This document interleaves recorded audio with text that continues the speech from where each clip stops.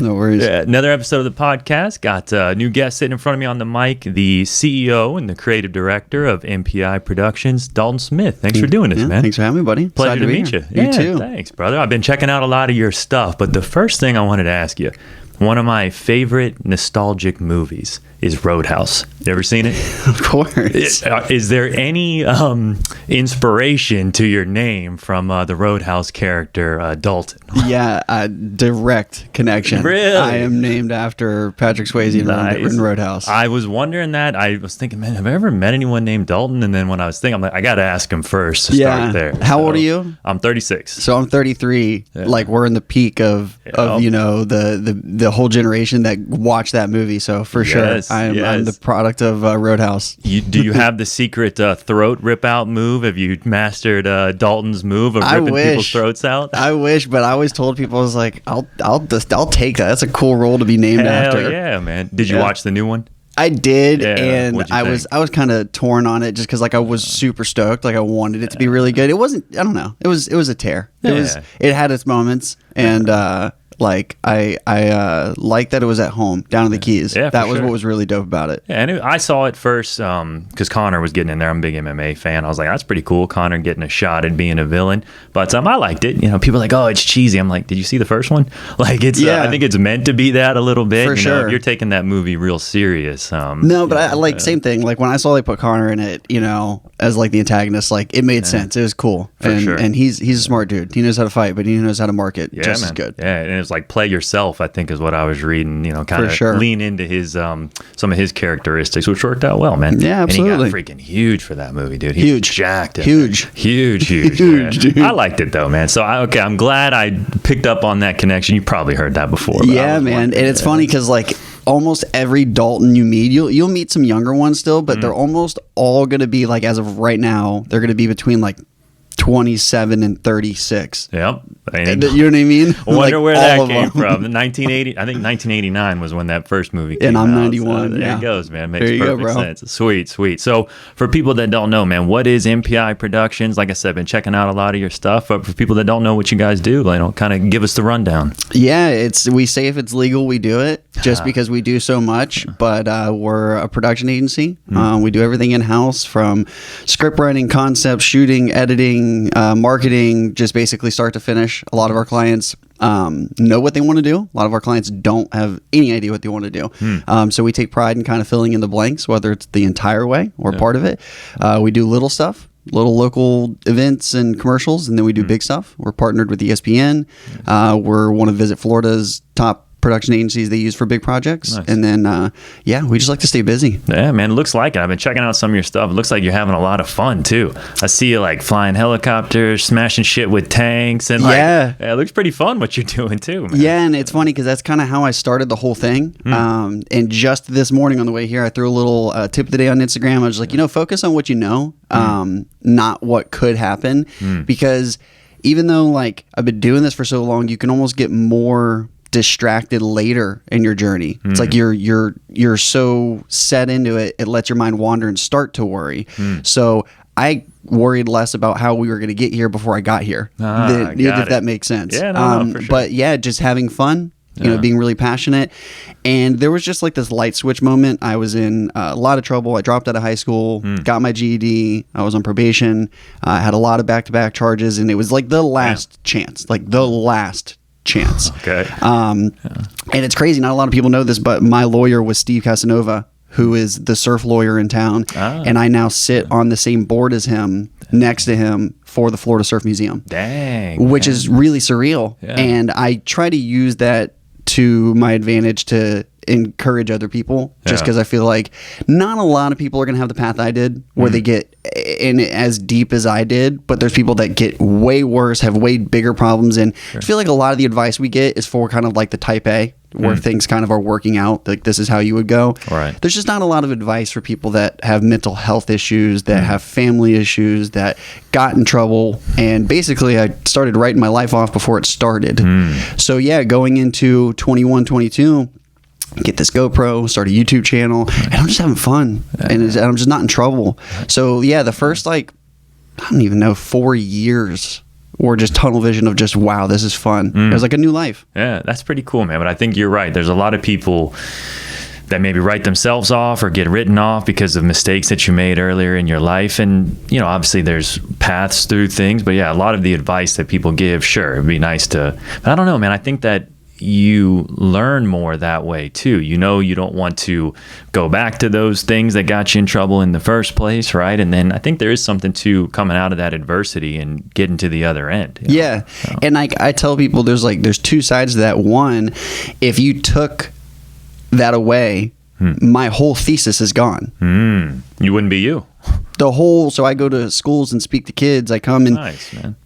What would I talk about? Right. Like everything I pull from is from basically how did I get out of that? Yeah. So if you took that, you take my whole thing. And then I'm a firm believer that, like, you know, God, life, whatever you want to look at it, I was given the blessing of early interruption in my life. Yeah. Not everybody gets that. You know, I got the shit knocked out of me and got derailed early. Thank God.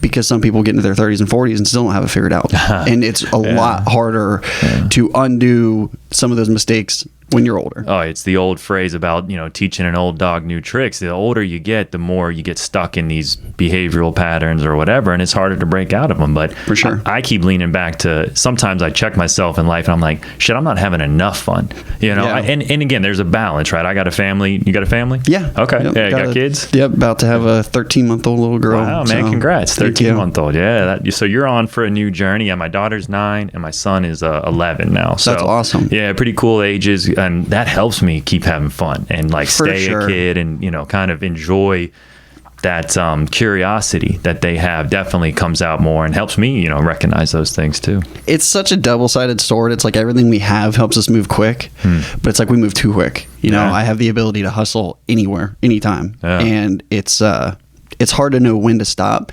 And I always give the example pre my baby, and me and my wife have a great relationship too. Nice. But like if I'm supposed to do like end work at 4:30 and I don't have the baby and something comes up, well, I'm just going to keep working. But with her, I got something to do, you know? So it's been this like really strong cutoff for me, which has been really healthy. I think that's important, man, because I've worked for 2 major corporations, right? And one thing that companies always try to figure out is like this work-life balance approach, right? And some people have too much focus on work and making money, and I'll throw myself into that. When I'm in my 20s, I'm flying all over, chasing money here, chasing this there, and you need to do that, you know, to an extent. You got to hustle. But when my kids were really young, I was like, man, I don't want to miss this. And I had a lot of good like mentors in life, and both of my grandfathers and my father too, you know, that kind of like, you're gonna sit back when you're an old man and regret that you weren't around when they were kids. So I think there's a balance there of how much time should I be working and how much time should I be spending with my family. And dude, that's such a life is tricky, dude, because like I tell people, it's very contradictory. So like even when it comes to like not just women but just relationships and what you want, right? Like you don't want someone that's lifeless and passionless and a loser and just wants to do nothing. Well, you also don't want someone who can't pull away, right? You know, right? So it's like in the same breath as the same person, you have to be both, right? You have to be that person that wants to go put food on the table and be the best version of yourself, but then you have to have days where you say no. You know, I'm choosing my family. So, you know, sometimes I think I'm like further from it than I think I am, and I'm probably not. It's just you can't do it all, and you got to be okay with that. And there's a word that comes to me all the time, and it's balance, right? Trying to figure out how to balance those things. But I don't know, in setting your priorities, and I feel like each 10 years that kind of changes. You know, my priorities in my 20s are different than when I'm in my 30s, and I'm looking forward to honestly getting into the 40s and be like, all right, what's next? What do these chapters look like? But it's always balance, man. It seems like, you know, it sounds too much of anything. Yeah, no, for sure. Like, and that's the thing is like, I was engaged once upon a time, and I was like 3 months out from getting married, and she left, and it was very derailing, and it challenged everything I knew, and I like kind of like I didn't want to film make anymore. I didn't want to do anything, and it brought me back down, and I'm like 27 at the time, so it brought me back to like basically strip me down to nothing, and let me just really focus on like, okay, that was fun, but I was not balanced. Like I was really, I don't want to say addicted to working, but it was my whole persona. Right? Yeah. So after that, like I just couldn't get that high from just work anymore, because I kind of realized like my whole foundation of my life was built on it. And not that it was bad work, because it's passionate work, right? But I was like, I'm pretty screwed when the engine's not turning. So I had like probably 5 months of just like healthy chasing getting better, and I focused on food, my body, working out. But I still noticed, the days where I was too sore to work out, it was raining, there was no swell, there was no, you know what I mean? Those were the days where I I kept pushing, and good things come, like you said, good things come from adversity. For sure. I think it's something in us to take the easiest route sometimes. So if there are those days where there's maybe not much going on, no swell out there, nothing really to do, man, it seems somewhat natural, or really to try to talk yourself out of doing some things. Maybe it's run, lift, or like my ice bath has really got me in this one. Like my mind, as I walk up to that thing, is like, you don't need to get in here, or when you're in there, trying to tell you to get out, right? So seems like we've been on some similar journeys there, man, with food and sort of that health piece, because I think we're getting to that age where the things we implement now behaviorally should impact us better as we age, right? And keep being able to surf and do all the things that we want to do for fun. Yeah, because when you're younger, it matters, but you kind of have time. I feel like this is possibly one of the most important parts of your life, just because you're in that transitional period of kind of like, I don't want to say the first half and second half, but it's like, this is where the beginning of the changes are, and I call it young old. I keep speaking on that. Nice. People laugh and joke when you say you're getting older and you're even in your late 30s. But the reality is that like you are not 25 anymore, right? Not just the way that you feel and how you're thinking, but the way your body responds. Just all that stuff changes, And some people are afraid to even admit that. I got like uncles that are in their 60s and 70s, man, and they, like, oh, don't ever get old. I'm like, I don't think you can stop it. So I'm trying to stay committed to at least moving seems to be the answer for me. Like, they say sitting's the new smoking. So if you're not out there moving, man, I think you're, you may struggle later in life. But, and I'm lucky just because like I get to stay pretty active with my job as far as like just moving around, but it looks like it. And even the stuff I like to do, I love to surf. I love when we get to go skate. I don't care if we're going free diving, scuba diving. It's just like, even though I may not be consistent with any one of them, we're getting into something all the time. But in the last 3 years, literally, I think I talked too much shit about turning 30. I like joked to a friend. I was like, dude, we're going to make a video called Dodging 30. Like, I feel so good. And then boom, knee, thumb, and then I was like, okay, maybe we just need to have like a tactical approach here and just do it a little bit different. And so, it's been great, dude. Like, I've never been a cardio guy. Like, if you needed me to run, we're in bad shape.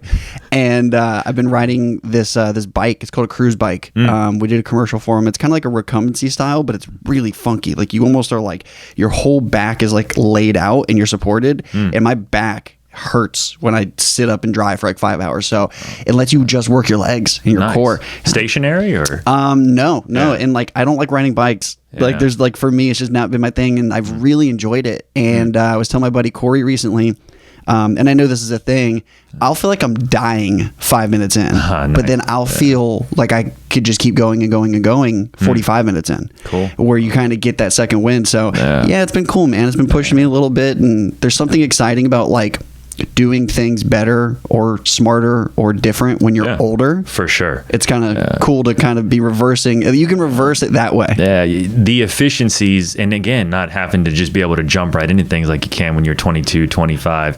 But I was just like that, man. It was probably 33 when my knee starts to hurt, my wrist starts to hurt. But I've done some shit, man. All the surfing, all the wake skating, all the, different times you probably could have been hurt that you weren't, maybe because you were younger and, a little more malleable or flexible or You just could wear it then. You could wear it for sure, and I think that each decade that goes by, that's going to get tougher and tougher. Yeah, especially and skateboarding. If you're sitting still. I grew up skateboarding, and I kind of feel like those like knees and that lower back thing that kind of comes and goes, like I feel like it's from those accumulated years of beating up your body, beating the crap out of my body. But what's cool, and again, shout out to my buddy Corey, he's a chiropractor and just big health enthusiast. It's super cool when you're not too deep in it. You can undo all kinds of stuff to your body. You can it's like a new lease on life. So even later in life. And I think the hard part is with most things is staying committed and sticking to it or making changes to to it. Sometimes I find myself like, oh, I've been doing the same routine for too long. I need to mix it up, add something new. But the cardio thing, man, it was always for surfing. Like I noticed when my cardio is off, like I took a surf trip out to San Diego in January and surfed like as a work thing too. So I tried to pack in as much surfing as possible. So I tried to cardio up to be ready. But like by day 3, I surfed twice a day for 3 days. Now I got to go to these meetings. I was wore out, dude. But if I wouldn't have done all that cardio, I don't think I would have even been able to do, that much surfing. I'm gonna ride my bike when I get home. It's on my list. I keep pushing it. Nice. And it's funny because like it is encouraging when you notice. So I went surfing a couple weeks ago and I went to my wife after. I was like, dude, I was like, the just little bit of consistency I've had on that bike, I can feel it. Like I can feel it when I'm paddling. So I was like, it as much as it's still you don't want to get up, that is your one thing that like encourages you when you kind of see that like light at the end of the tunnel. You're like, dang, this could be working, good. right? It's working. The time commitment is paying off, right? But I think that's always what it comes down to for me is like, how much time do I have? How much time should I be putting into this? And is it the appropriate? I've always found time to be your most valuable resource, Oh my God, dude, that's all there is. And it kind of sounds morbid, but it's so hard to be like, a business owner, and then I want to have a podcast, and then I want to have personal time, and I want to do, you know what I mean? Like I want all these things, and I want to take care of my body. So you really have to like strategize, find the holes in your schedule where you're being lazy and kind of lying to yourself, and then just make that decision. Like, my buddy, I remember he told me a long time ago, he's like, you only have so much time in a week or in a year. And at the time I hadn't filled it. So I couldn't really envision that. So what are you talking about? We'll just add more to the schedule. In recent years, we've started to hit that boundary where I'm like, I can only do so much. Like the days are ending before the list is done. So I need to put the most important stuff at the top. And it sounds kind of morbid, but things are gnarly out here. Oh, yeah. Yeah. Gnarly. And we're a bag of blood, that can literally, and we're in, I was telling somebody this the other day, you're constantly, you're almost in war with, viruses and things going on that you don't even know about, right? Just the whole state of living on this planet. I forget where, just living here. And for me, not in a bleak, negative way, but it's like it's a realistic way. The last thing I'm going to do is the whole point, right, is to be here, right?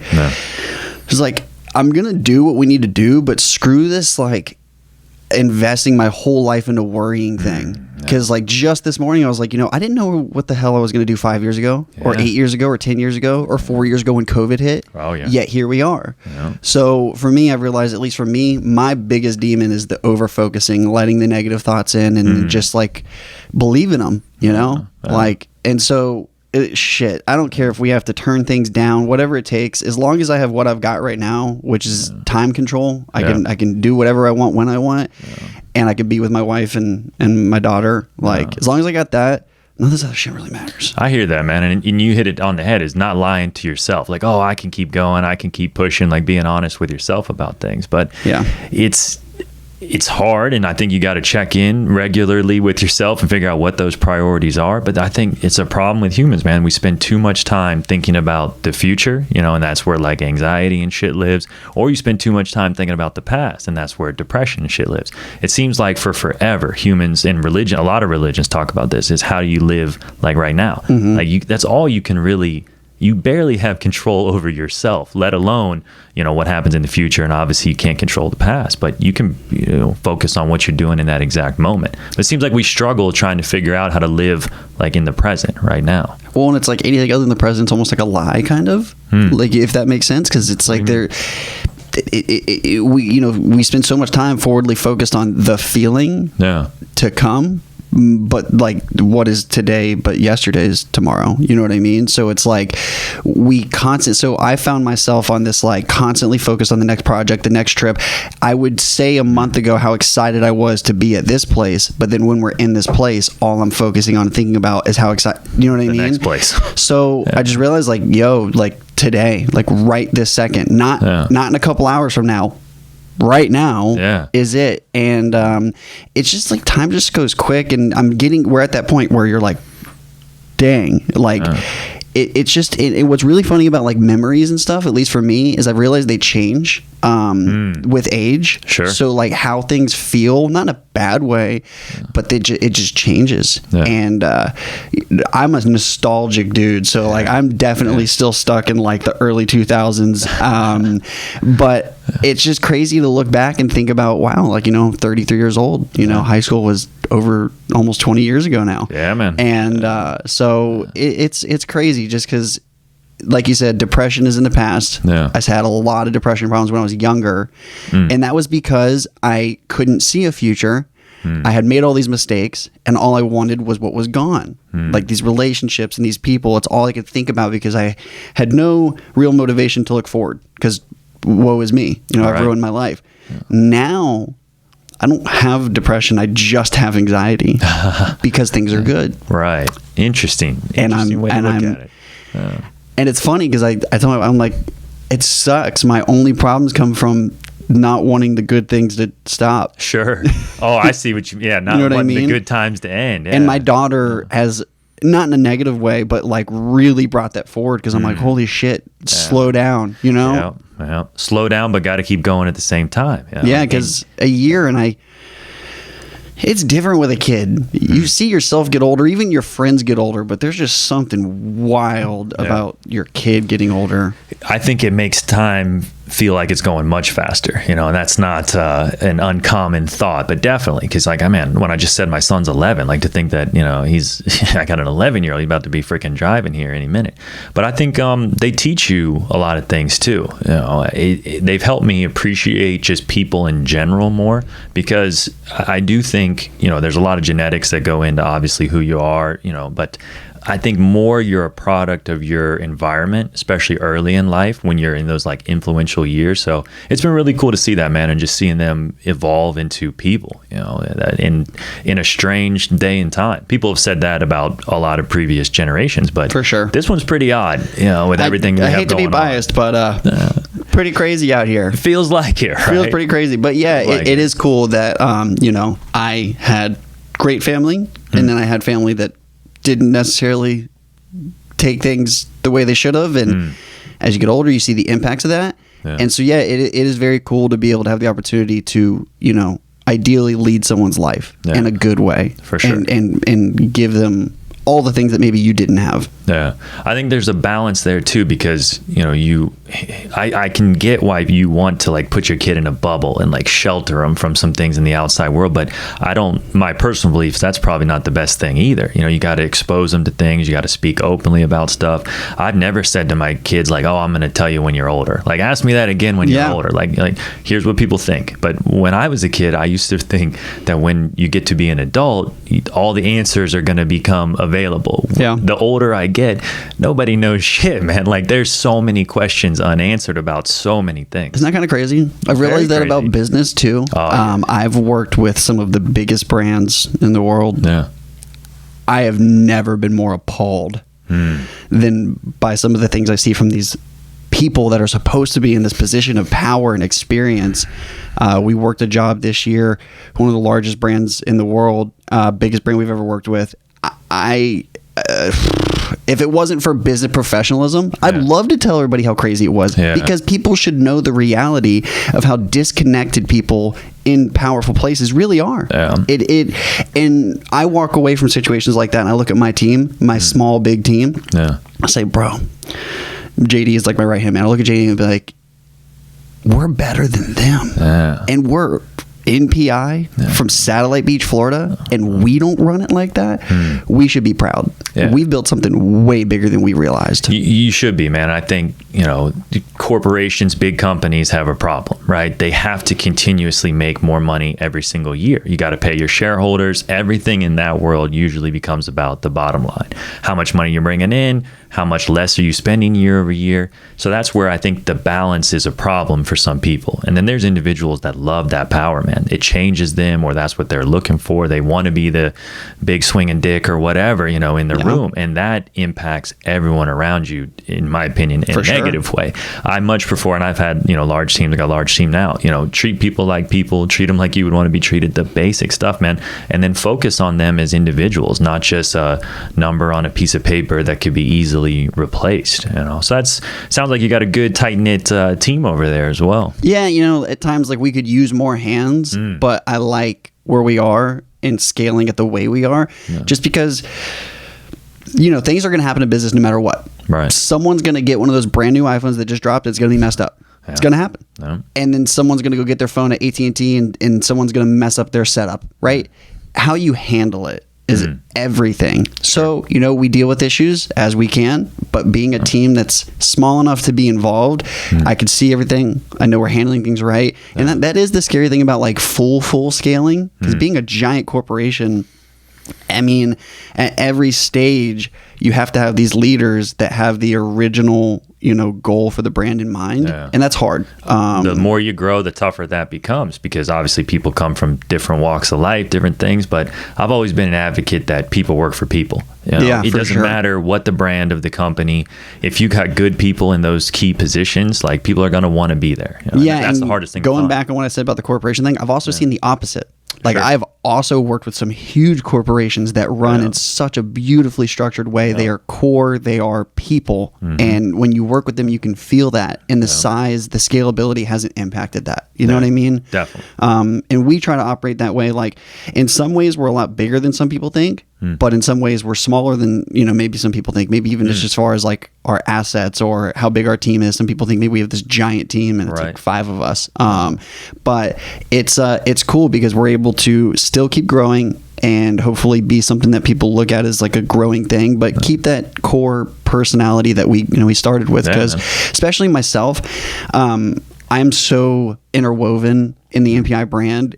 God forbid I didn't want to be involved. It would be a problem for the brand just because I am the brand, and I like that, because when it comes down to it, there's guys with bigger cameras, there's guys with bigger, that's not why you hire somebody. Like you hire someone to get the job done and they have the capabilities, but why would you continue to hire somebody? You like how it feels. Right. You like to be there. Yeah. And so I've worked enough of these things to see that there's a palpable change in the way that a set feels and a product turns out when it feels good. Yeah. But your guys' production quality is top notch, man. I mean, if there may be people with better cameras, but you're also putting together a really good product, which helps too. Thank you. Appreciate that. Absolutely, man. Did you grow up here in Florida? I did. Born and raised in Brevard. Nice, man. Yep. So was born in Port St. John and grew up out there for a few years and then lived in Melbourne the bulk of my life and kind of did like the hopscotch. My parents got divorced when I was really young. And then I lived in Melbourne, was supposed to go to Galley, went to Johnson Middle School, and then like literally going into 9th grade had to go to Vieira. And I was like the first class of Vieira, which was a blessing in disguise because I found plenty of trouble at Vieira. Sure. And O'Galley was just going to be more conducive for that. So it was good that I got, and if anything, it wasn't that like there was terrible people, but when you're connected to people, it makes it easier to get into trouble. I knew way more people at O'Galley than I did initially at Vieira. So it made me get new friends and find, and again, I still found a new variation of trouble. Right. But again, it was crazy because it's all part of it. Yeah. Which is weird to me because when I tell some of the stories, I feel like I'm talking about some other guy or like some show Doesn't I even watched. feel like you anymore? No. That's kind of how my memories feel sometimes too. And you mentioned them changing, right? I'm like, man, is that how it really happened? Or is that how my mind has made me think that it happened as the longer time goes? Being the person like in the driver's seat of your own life, I feel like we deny some of these kind of profound claims like that because it seems so like how could we not know? But we're in the tunnel, right? Yeah. So that's why like I've tried to like open up with, I don't want to say how I tolerate people, but just trying to be as open-minded as possible. Sure. To the extent that it makes me uncomfortable. Yeah. Just because like when you really dive into like why you make decisions, it's on such a weird micro level. It really is. It's crazy. And I'm a why guy. So like I love to have either like a good thing or a bad thing and then go backwards from the top. Yeah, figure out the whys behind it. So if me and my wife have a conversation, I will structurally break her down why I got there for the sake of helping her understand where my brain was going, right or wrong, better or worse. And it helps. Yeah, I agree. I think I'm very similar. I like to get to the root cause, especially about myself, or try to help people get to the root cause of why they acted this way or thought this or whatever. But sometimes I think that can go too far too. That can impact your relationships negatively. It can. I've been married now, for almost 15 years. So sometimes she's just tired of my shit, I think. Like, For they sure. need to analyze this and break this down to the root cause. Can we just enjoy it or whatever, depending on what it is. I like that you said that, though, because like I have kind of in recent months gotten to that point with my wife. Okay.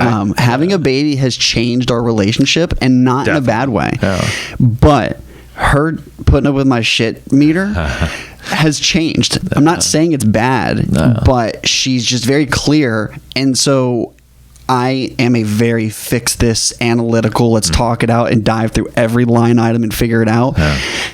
She's a little bit more simplistic of a person. So it's helped me. Like, she has made herself uncomfortable and had kind of deeper conversations than maybe she feels comfortable doing, but seeing the value in that.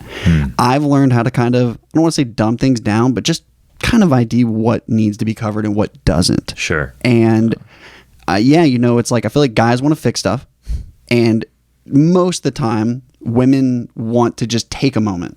Not all women, but definitely my wife. No. She's non-confrontational. So the last thing she wants to do in the peak of it happening is kind of like break it down. No. So when I realized that, my issue was that I was relating previous relationships to this one. And I was telling myself, if we don't fix it now, something bad's going to happen while I'm not talking about it. Not true. And then I started to trust in the process and kind of lean in and say, okay, well, maybe this is just how she would prefer to go about this. And then things get better, so it's just being open-minded that we're all different. 100%. And I would not get mad at her, but I would want her to want to get into things and fix them. It's not that she didn't, it's just that we're all different. Yeah. And she's more, seems like, balancing you out and kind of let things be. Things will work themselves out. I think, again, it's back to that balance piece. There is some stuff that I think you should 100% dive into, especially in your case, you've been there. You went through a relationship that ended, sounded really terrible for you. So I could see how you would relate or compare if something starts to go that way in your current relationship. You don't want to be there again. Yeah. So I could see kind of like maybe an overreaction to certain things probably coming in that way too. Dude, I legit had PTSD, and I hate to call it that, but I didn't realize. I mean, dude, it took me years. Like, I thought I figured stuff out, and I was like, oh shit, that's just like the barnacles on the outside. And so I realized that like there was a lot to work on, and a lot of the things I was trying to fix, they were the results, not the cause. So I'm trying to fix all these different things in my life, and I'm not realizing they all come back to one core place, and it's anxiety. It's fear of not having control. And so like me and my wife had this really fun kind of like first like 3 to 6 months where I was very clear. I was like, the town's watching me, everyone's overly obsessed with this breakup. I haven't even necessarily like said what happened, just in fear of it. I don't know. So I was like, nobody can see us together. I was like, I don't want to have people seeing us at the restaurant and then so-and-so tells so. I was like, I just don't want that until I know what we're doing. So the first few months were really cool. And then we kind of dove in. That was where my problems like re-engaged. And it's because at first I wasn't afraid of her, because I told myself I wasn't going to let her in, and I couldn't kind of get hurt. As soon as I realized, you know how it is with love and people, you don't plan on it. You can't, you're just like, oh shit, we're here. And I went through a few months of anxiety because I was having all these horrible thoughts and memories, and every situation I would like look at it and go worst case scenario based on other people's behavior. And it was troubling because I was kind of stirring the pot in fear of losing her, but then I was causing problems that kind of almost made me lose her, which is crazy. Dang, man. But good thing you recognized it, right? Before we're always a work in progress. But man, what led to that sort of like introspective look at yourself? I wonder this too, because I've been going through this the last 10, 15 years, what led you, or what helps you kind of get inside and figure out what you're actually thinking and feeling, man? Is there anything specific? So like when I was single, like the goal is like, I didn't want to lean on exclusively like sex, drugs. Right. I was really worried about that because I've had substance abuse issues, nothing crazy, but I'm a big vice guy, and I've ID'd what they are. So I was really, really scared of fixing this hole, but it being temporary. So I was very cautious about when I started to go meet other girls. I was having some drinks, but I actually quit smoking pot for a long time because I was a big, marijuana advocate. And I just realized like these things were just really hindering my ability to feel this thing. Like I couldn't really figure out how I was feeling because I was so clouded by all these things that I was doing, including work, including working myself to death. Right. Sure. Yeah. So a few months in, I kind of get a good balance going. I'm not really drinking next at all. I quit smoking, was working at a much more balanced level. I was surfing more for fun, not just for work. So I've kind of felt good. And then Madison comes along and I joke that she messed everything up. So I meet her. It's cute and fun, but then I'm realizing with her presence that there's some things that I actually hadn't fixed. And so that kind of was where it started. And every time it was around drinking, but it didn't matter if I was drinking or not. I don't like, I love having a couple drinks, but my dad's an alcoholic. Basically everything alcohol, bad things happen. So even before the breakup, if me and you went to like a brewery to go have a beer night, I'd have a great time. But if me and you go to like a club, I'd be really not stoked the whole time probably.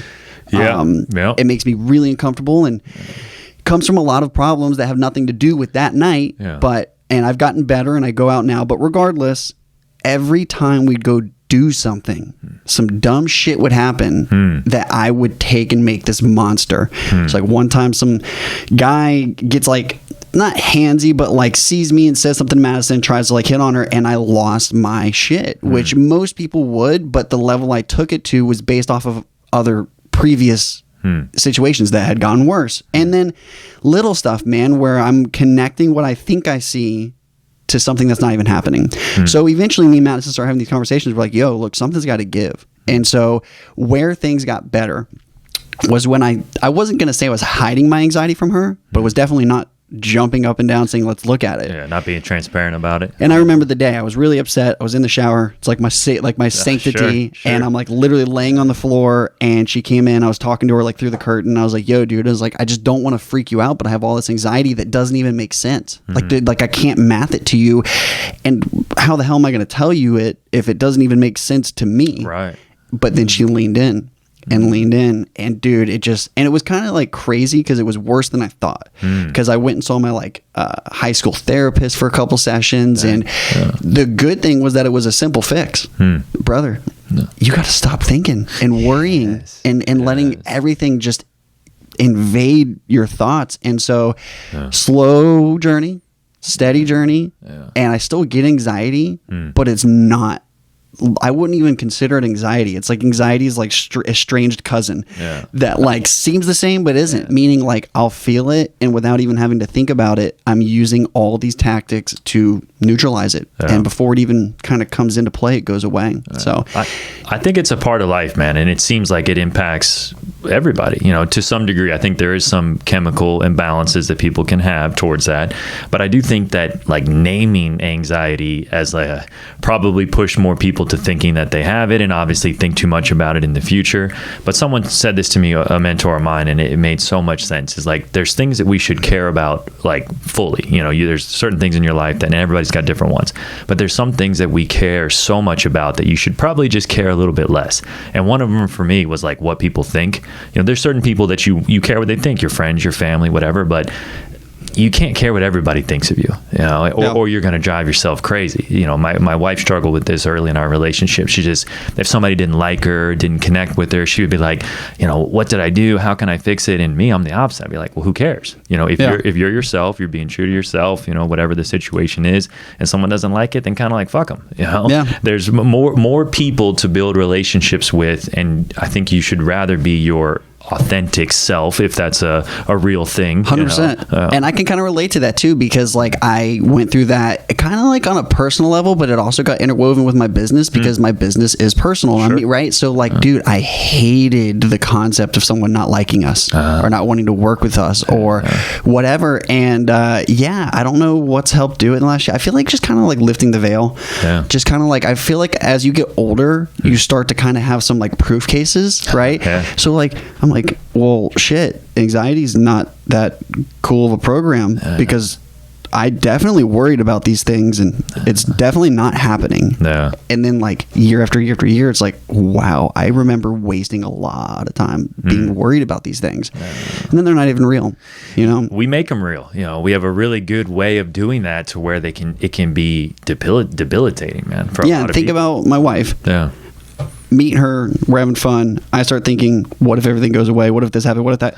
She's just thinking, wonder what we're eating for dinner tonight. Yes. This is fun. I like this guy. This is a nice dog he has. And I'm sitting here just like, what am I going to do? Worst case scenario. And because I'm sitting there doing that, I'm actually acting different in fear of something happening. And I'm becoming whatever variation of standoffish or whatever, right?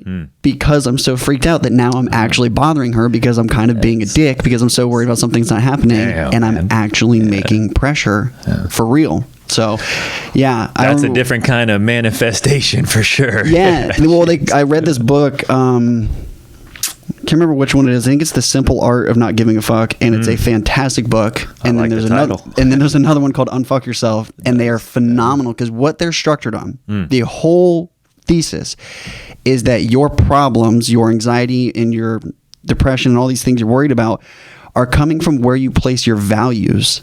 So if you are that triggered by someone not liking you, it's because you have placed way too much value in the thought of everyone liking you. Sure. That book rocked me because I realized I was obsessed with people pleasing, being perfect, and the kind of like what I said about the bleakness. It's like, can you just give yourself a break, dude? Yeah. Come on, Dalton. It's like, how? And so like even today, like where I'm at, it's like we're doing great. We just got one of the bigger checks we've ever had in the mail, and all I could think about is where's the next one going to come from? And isn't that crazy? Yeah. And it's addicting, and it doesn't have to be looked at as fun. It's not like I'm looking at it like, ooh, it's like the fearful. It's the anxiety part of like, oh, now how am I going to do to get? And it's like, what? Yeah. When you were 23 or 4 or 5 or something, you weren't thinking about that, right? And so, and it's like, yet you grew. So every big phenomenal thing that's ever happened to me came from a place of change that I wasn't planning. So my wife came from losing a relationship. Right.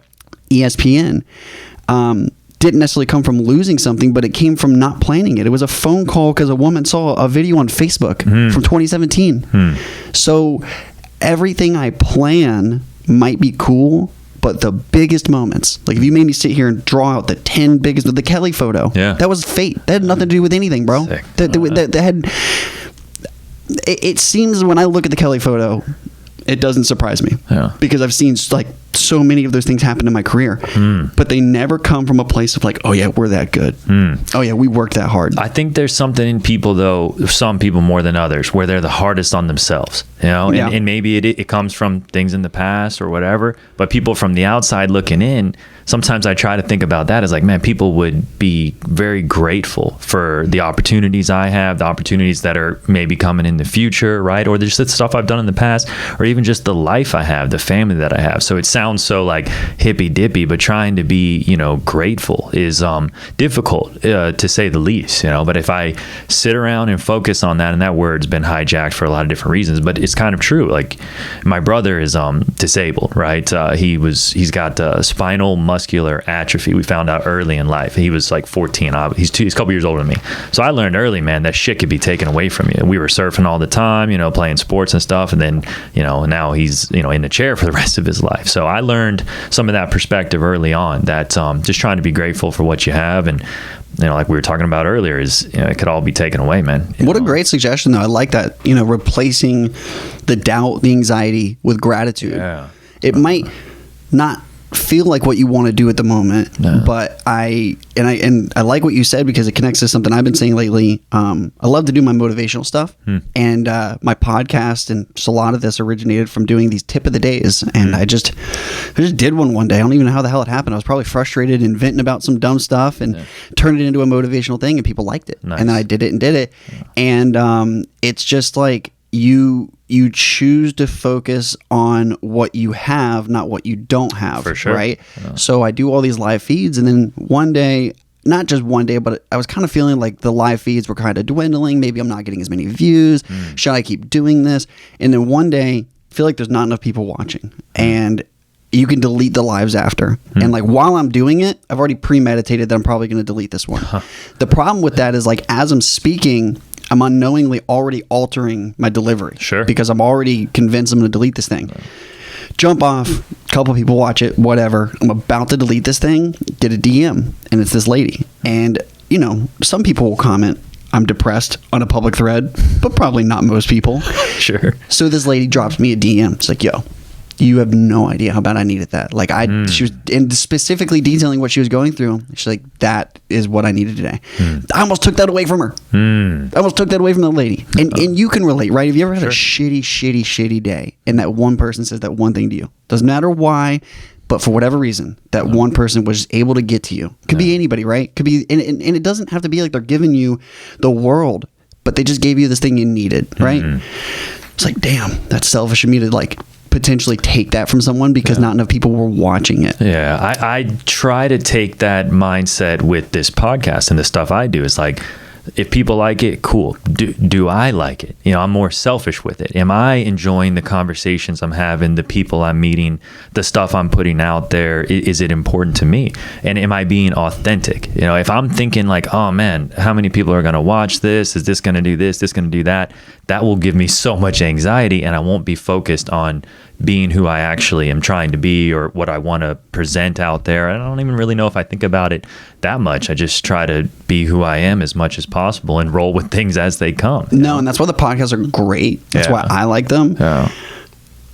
Kind of selfishly at the same time, just like these are fantastic conversations. Yeah. And I think they're great for us. But like when I do my tip of the day, I always tell people, like, don't give me too much credit because what you guys may not realize, and this isn't just a joke, I was like, I'm doing self-therapy. You will never see me do a tip of the day about something that I'm not feeling at the moment. Ever. Like almost ever. But I think that comes across better. Being authentic, you can tell when people aren't being authentic. Yeah. You know? So I think that comes across even better. If you're a little risen, it's real. Yes, you know what I mean? It's real. Yes. So I'll come on there and I'll talk about things that bother me, things that I've observed, things that I'm suffering with or going through. Sometimes I'll indirectly, people never know where it's coming from, but I remember one time trying to like make a list of tips to see. I was like, nope, that's not going to work. Just because like other than repeating whatever that was, there was nothing for me to really dive into because I wasn't feeling it. So yeah, my tips are pretty intermittent, but it's because I want to feel it, you know? And I guess that's the right way to do it. You want it to be real. I think so. You want to try to be as authentic as possible. You know, that's been my approach to at least what I'm doing here, but also it's sort of a timestamp in life too. My one grandfather who he was a doctor, right? So I grew up surfing over here. He had a condo here in Cocoa Beach, just south of the pier, and then he actually owned the Spanish House. So the Spanish House was in my Spanish cool. House. He bought it in like the 70s, dude, dirt cheap. So I've been going there since before I could walk. That is so rad. Yeah, so that was my spot. But he like got dementia at like 70, and then I saw that, and he lived in 94. So he lived 24 years with dementia, and I saw him go from super sharp, you know, ex-Navy, OBGYN. This dude delivered like 20,000 freaking Floridians or something. Wow. He was the dude, you know, back in the boom of obviously Florida growing. But what I learned was your memories, and he got to a point where he didn't know his kids, man. Like he would be sitting here and not know that you're his son or whatever, or his grandkids, right? So this, for me, if that ever happens, or as I get older, I can go back and look and hear what I thought about, what I wanted to do, right? Those kind of things. So dude, there's it's a timestamp too. There's science behind it too. It can genuinely connect distant receptors and bring people to certain places. Like, you know, they'll have books or a movie that they watch with like highlights in it or whatever to help bring them up. So like I create in kind of a selfish way. It's like y'all can kick rocks, bro, because like and what's cool is like I now have people like seeing how far back some of my stuff goes, and they're like, man, I wish I would have done that. And I'm so thankful that I have. You know, I wish I would have gone further back, and I actually did. Like, I started filming pretty regularly when I was like 11, 12. Really? With like a little Sony camcorder with a full-size tape. It wasn't a VHS, but it wasn't a mini DV. It was like a DV. And I remember telling my mom I wanted it, and we had like a garage sale, and I remember I had like $300 worth of like quarters in the garage, and someone flipping stole it, and my mom went and still, you know, got me the camera. Oh, damn. And nothing crazy for the first couple of years, but me and my buddy would make skits and stuff and film stuff. And then going into high school, I got like a more like a digital Sony hand cam, still a mini DV tape. And even before my like filmmaking spark happened, I was always the guy filming stuff. Really? Always, like even at like the house parties we go to. And I don't know if you remember some of the first iPod like nano videos. Like there was a series that had a round curve to it, and they were like blue, green, red. They were really small, and they had a little camera. I remember I had one, and I'd run around and film everything. I would pay so much money to have the contents of that footage. And so like whatever it was, mind you, that's pre GoPro. That's pre meeting the surfers. So before the spark was there was always this film thing, like film stuff thing in me. And then I get a GoPro at like, I think we decided it was like 19, 20. And that is what did it. Because I had done like a little BCC class, and was kind of bored and didn't really want to do it. And it never really jumped at me as a job. And then when I got the GoPro, we started jumping off some of the local hotels. The Park Place right there at Coconuts, we jumped off. Jumping off with what, parachutes? Or? No, into the pool. Into the pool. Yeah, so we did the Radisson. And I did not know this. So the origin of where it really started was the Radisson video blew up. My buddy jumped, and it was like 2 or 3 floors, but he had to clear like 25 feet blind. So that one blows up. And then we decide, well, we should do it again. So we go over to Park Place, and we're up at Coconuts partying every weekend, and we look up and we're like, dude, what about that condo? So in the middle of like a drinking coconut Sunday, we wander over there and look at it, and we're like, next Sunday. So we come back, and of course, like a bunch of idiots, film ourselves sneaking into like climbing, like scaling the wall. And then the rail where he jumped, it was like 5 floors up. And it was like a 6-foot pool. Where he jumped from, you could see the front door of the Cocoa Beach Police Department. Like if someone walked out, they'd literally see us. And so he jumps, we post it, it blows up again, but this time the owner sees it, and like kind of like it's circulated in Cocoa Beach. Thank God. See, like, dude, stuff like that wouldn't fly now. People would know this afternoon. Yes. It took a lot longer. So months go by, and then I'm like driving home, and my mom calls me, and I'm with Tyler, who was like my right hand man at the time, and he jumped with me, and it's like, Dalton, you have a paper here, like a summons, and it's like the state of Florida versus Smith. I was like, what?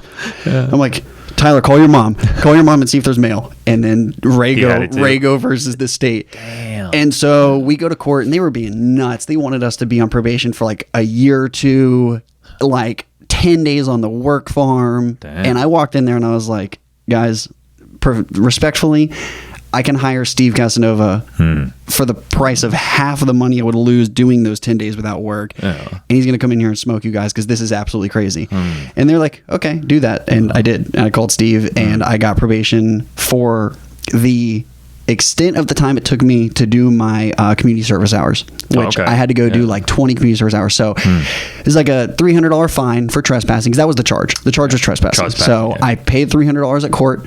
The next week, I did my community service hours. The week after, I was off probation. So I was on probation for 2 weeks. So the lesson is rent a room before you do it. Yes. Then you're not trespassing. Oh my gosh, brother, where were you? And it's funny because that evolved, and then we, at the time, I don't even remember the song Wild Boys. I'm a wild boy. Yeah, sure. So that had just come out by MGK. And so we go and decide we need to go like Bam Margera, CKY, like Jackass, and make like a music video, more or less, but just like the Florida boys. So dude, it was like us partying, going to Coconuts, jumping off buildings, and just doing crazy stuff. And then that kind of made this Wild Boys phase for us, where it was me and Tyler Rago, and we were just these two crazy Florida boys with GoPros. And so people were inviting us to go to parties and film stuff. And mind you, like I said this the other day, I'm not the minority anymore. There's a ton of content creators. Oh, sure. And I'm very thankful that we have a unique look and we stand out in the space. Thank God. Yeah. Just because back then we were it. Yeah. Like there was sure some other guys, but like doing that around here, we were it. So everybody knew who we were. Everybody was blowing up what we were doing. Some of the numbers even then 10, 11 years ago were crazy. Wow. So that led to me meeting a bunch of other people. I meet Spectrum Surf Shop. They start giving me hats and shirts and wax and stuff for work. Yeah. And then I meet this guy, Corey Howell, through the shop. And then he rides for Ron Johns and sell a billboard. And it just, dude, it really just rolled. And so the light switch for me, someone asked this recently. He was at Surf Expo with Corey Howell. He's 16. I'm 21. And he's like the mayor. And he's just like this good looking, clean cut kid. He's very professional, well spoken, incredible surfer. At the time was still in the mix of some of the quickly rising guys. So he was kind of a focus point. And I'm just watching him walk through Expo, dude. And like, I'm realizing the value of those stickers on his board. You know what I mean? Yeah. And I'm seeing these relationships. That was where I turned it into an entrepreneur. Because I've been saying for years, I'm a great filmmaker. I'm a way better money maker. Like seriously, like I don't want to say I love it, but I've gotten so good at putting proposals together and pulling people together and making money things happen. So that was kind of where that thing clicked. I was like, whoa, nice. This could be a job. Yeah, and working out to this point. But that's cool that you found that you enjoy that side of it too. You know, the putting proposals together, putting lines out in the water and seeing obviously what sticks. You know, I think the first thing I saw, or the oldest thing I saw of yours was like some staph infection or something. Why the hell does that video still? I was looking at your YouTube channel. I'm like, God, dude, this dude filmed everything. But that was like 10 or 12 years ago, wasn't it? Yeah, it was 10 years ago. And what's crazy is the two most watched videos on NPI Productions were posted 48 hours apart. Non-related. Okay. But had something to do with the same trip. So I go to the Keys, and on the trip, I get a staph infection. Come home, and I've got this like just little like marble. And dude, I don't know if you saw the video, but it wasn't, the internet was mad because they didn't get the like explosion they wanted, but oh my God, dude, it hurt so bad. So while I have the staph infection, I'm filming me getting this growing staph infection, getting the surgery, right? While this is happening, I would say it was on the, like the back end of the staph infection where they had drained it and it was like down, but I still had a patch. Okay. I filmed an interview in my office of my mom's house, or my bedroom, if you will, and talked about this hammerhead shark incident from the Keys trip where I got the staph infection. Probably got the staph from the shark. From the shark. So this shark, dude, the freaking captain, I love this guy. Shout out Captain Brian down the Keys. He takes me out, and it was the first time I met him. I cold call. This is the power of calling people, man. This is what I'm talking about, not planning. To this day, if me and you went fishing in the Keys today, we would call Captain Brian. Nice. I found him because I'm on Google, and I say, hey, I'm making a YouTube series. I'd love to go out. So he takes me out. So I meet this guy. We're on the water, and he takes me over to like a 30-foot channel marker, and I was just like, yeah, I want to see some like big fish, barracuda or something. He's like, let's go over here. As we pull up, there was like a monster 13-foot hammerhead chasing fish, and he's like, get in. And I was like scared but stoked, and I got in, and I lost the shark. He disappeared, and then I dived down, and this son of a bitch pops up next to me. Damn. And dude, he is longer than this room. Like, he is huge. Damn. And he circled me 2 or 3 times, and then he bumped me. And like, you know how a GoPro looks, and if it looks big on a GoPro, it's big. Yeah, so that wide angle. Yeah, he bumped me, and I came home and posted it, and those 2 videos to this day are getting like 100,000 views a month each. Really? It's crazy. Yeah. And so the stupid staph infection, bro. That was one I saw. I think I don't know how it came up, but I think the algorithm put you in front of me in the right way. It put the Kelly Slater. You did a short on how you got the Kelly Slater billboard. That was the first thing I saw of NPI, and I'm like, damn, that is dope. Because my son and I saw that billboard get put up. He's been surfing since he was 4. My daughter too. So we come over here a bunch, and we were talking about that billboard. And then I swear, man, like, everybody talks about how the microphone phones are picking you up and they push things in front of you. But 100%, that's what happened. Short popped up. It was you talking about how you got that clip, and the rest was history. And I dove into your staph infection. That's so cool, man. And I like that just because it's another reason to not worry and to just keep doing, because people are always looking for advice. It could be vague, it could be specific, but it's like, how do I get there? How do I get into broadcast? How do I make a relationship? Dude, you have to just do, because all those situations came from me being out there, but not in the space that I had in mind. Just being readily available. And one of my favorite quotes is, success is when preparation meets opportunity. So it's like, you can be prepared, but if you're not out there, you're not going to find the opportunity. Sure. And if you're not out there, or if you're out there, but you're not prepared, you know what I mean? So you really need to have the ability, but just go do shit. Just put yourself out there. So the Kelly situation was weird because, I had Kelly's phone number in my phone, but I couldn't text him because it wasn't the way to do this. And I basically shot my shot and just said, hey, I know you guys want a photo. I don't have one, but I'm going to a place he's going to be at. I could try. They don't even respond. So going on the trip, it's not even my focus. And I feel like that's kind of how you have to live life, right? You can't be too eager to force things to happen. And I had already lost the photo, or I guess it happened later because it was a whirlwind. I go to Hawaii. I do see Kelly. I do get a photo. And then I decide it's not that good. And I post it on Instagram, which is like the last thing you do with a photo. And then they hit me up and say they want it. And then I negotiate and do, oh my God, I think it took 2 months just to get a hold of Kelly and get permission. And then the artwork got put on it, and it was really terrible. And Kelly's team hated it, and we hated it. So everybody said no. And then a whole year went by. I lost the photo. Like, I lost the billboard. I was so devastated. And then I mention it in passing in a meeting with someone doing some Cocoa Beach work. And then they're like, what do you mean? Like, what Kelly photo? Like, you're sitting on a Kelly photo and it didn't get used? Show me. And then, like, a day later, saw the new rendering, sent it to Kelly's team. And then in the video, in that little reel, I talk about how Kelly legit responded this time. So he gave us permission the first time, but didn't really say anything. The second time, he emails me and is just like, yo, this is kind of like a childhood dream of mine. And the reason is because he got too big too quick. He skipped the local famous. Sure. You know what I mean? He was pretty locally famous probably when he was young, though, right? I mean, for sure. Yeah. Because before he blew up, people knew. You know, they were watching him, and he used to surf on his boogie board. He used to stand up and surf on his boogie board. But yeah, he kind of blew up and almost jumped this one little block, which is the local billboard. And for him to even acknowledge that it's cool was a really cool thing for me. That's pretty cool, man. Do you believe in fate? I mean, I do, just because like, I have karma tattooed on my chest, and that comes from the space of like, I wasn't special or particular compared to what other people who have made mistakes have done.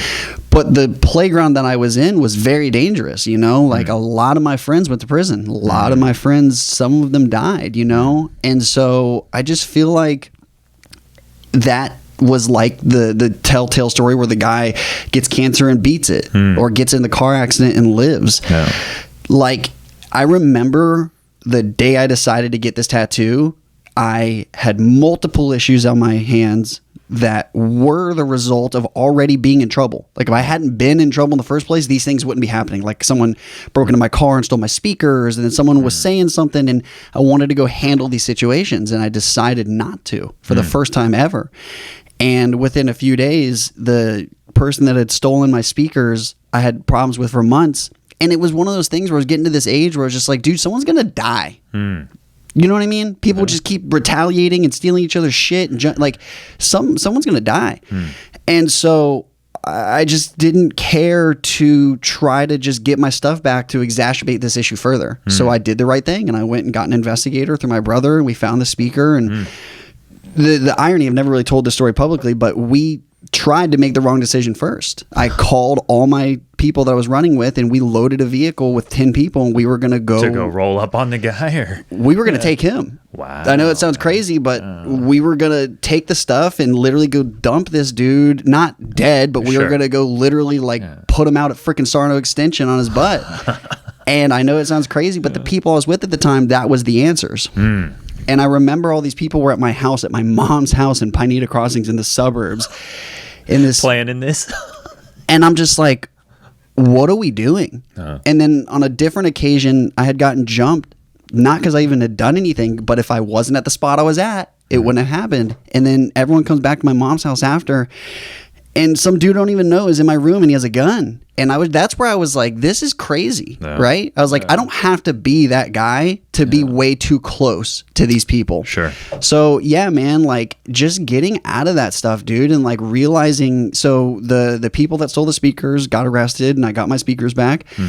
One of the other people that was causing major problems, I was driving down the road to my girlfriend's house instead of getting in trouble, and I passed him getting arrested on the side of the road. And then I was like, whoa.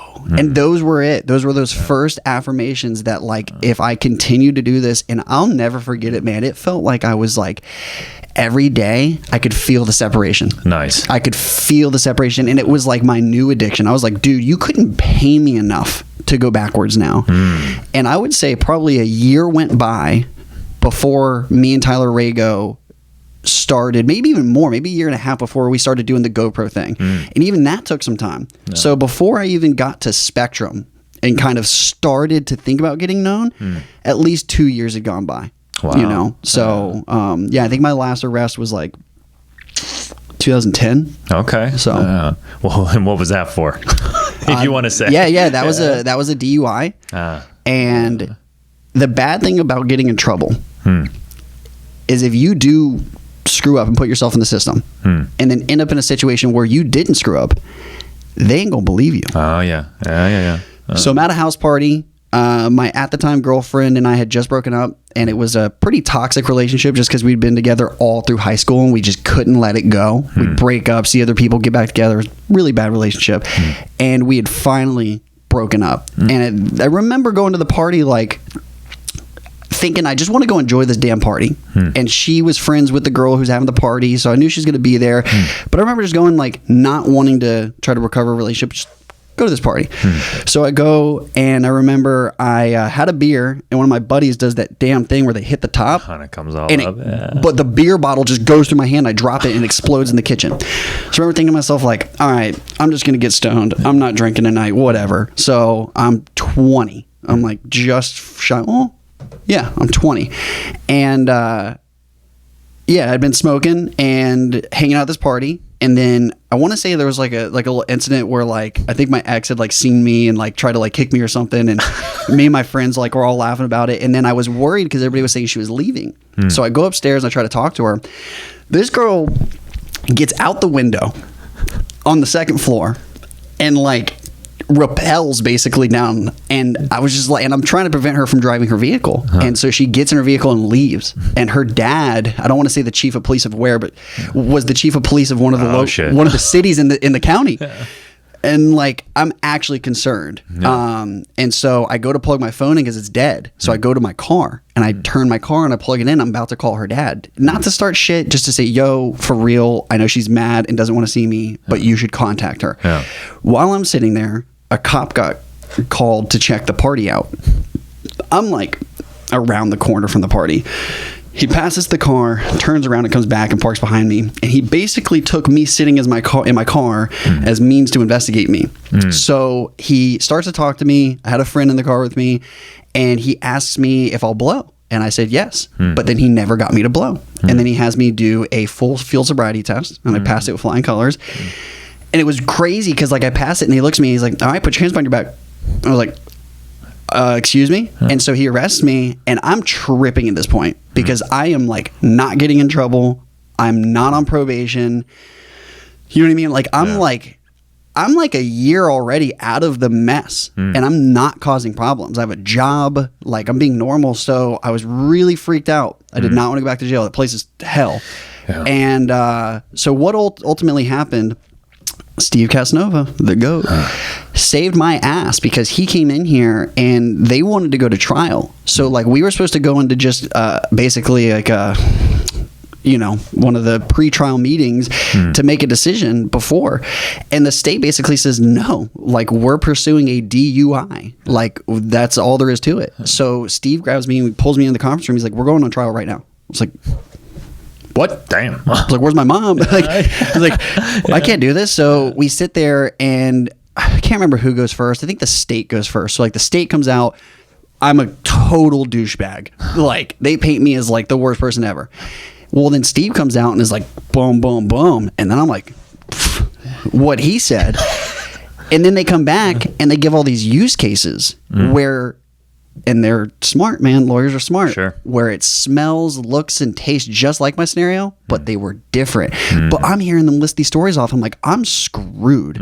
But the other stories, like one guy like fell asleep in his car and he was unconscious and didn't respond to a person that went by. That was reason to approach them. One guy had his music on. One guy, there's all these reasons. And then so Steve comes out, dude, I'll never get, I was like, Steve, tell me how much I need to add on the invoice to get video of what you did. Because he comes out and he's like, and this is why this shouldn't have happened. This is why this didn't happen. This is what he's like, I've worked with you for 20 years to the cop. He's like, you should lose your job over this. Damn. And they pulled the video and they played the video and they pulled his audio and he didn't read me my rights. He did not ask me to blow and he lied about it. And so dirty, man. They ended up, and this is what's crazy is, when we went to court that day, Steve looked at them and he said, drop the charges now. Drop them or we're going to do this. Here's what's crazy about the state. They say no, they go on trial, right? The judge responds and is like, this is nuts. Case dismissed. You're going to be hearing from me, like, to the cop. State attorneys stand up and say, appeal. Which is the biggest slap in the face to a judge, because basically saying, nah, you wrong. Right. So I'm walking out of the courthouse freaking out, and I'm like, Steve, what's the deal? And he's like, and he won't talk in the courthouse about stuff. So he makes me freaking wait until we get out there. He's like, they're messing with you. He's like, they know you can't hire me again, and if they appeal here, it goes to Tallahassee to a circuit court, and they just have to get you not to be there. And like, he's like, so we'll see. And so ultimately what happened is the file of the appeal did not go through because the state attorney found out about the case and looked into it and railed these state attorneys, like these younger state attorneys that were representing, because they like, it just looked really bad. So I go back in to find out what the final disposition is, and it's nolla prosecute. It never happened, which is crazy because they don't have to take it as a loss. It's like, it's fugazi. It didn't, which is crazy. Like, how can you push someone to that extent? And like, I don't get that night in jail back. I don't get my money for Steve Casanova back. Right. And so it was pretty crazy, man, because I'm a year out of trouble at this point, and I can see how that would have led certain people back into the hellhole, But and then, like you said, if you've been in that system before, the fact that you're back there again, maybe they don't believe you. Oh, they're not going to be nice to you. Yeah, they're not going to be nice to you. And that's a tough one, man. I've never been arrested. Been very lucky in my life to scoot by without that one, but that's always been a fear. Ending up in a cage, man. That would be brutal. Yeah, and I needed it because, again, it was funny. Like, I didn't fit into where I was. Like, I was the biggest just red thumb in the group of people that I was with. Not to say that they were terrible people,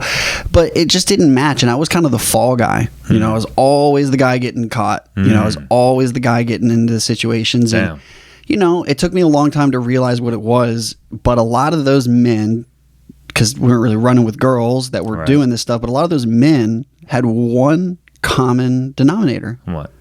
Lack of a father. Yeah. Almost all of us. Daddy issues goes both ways.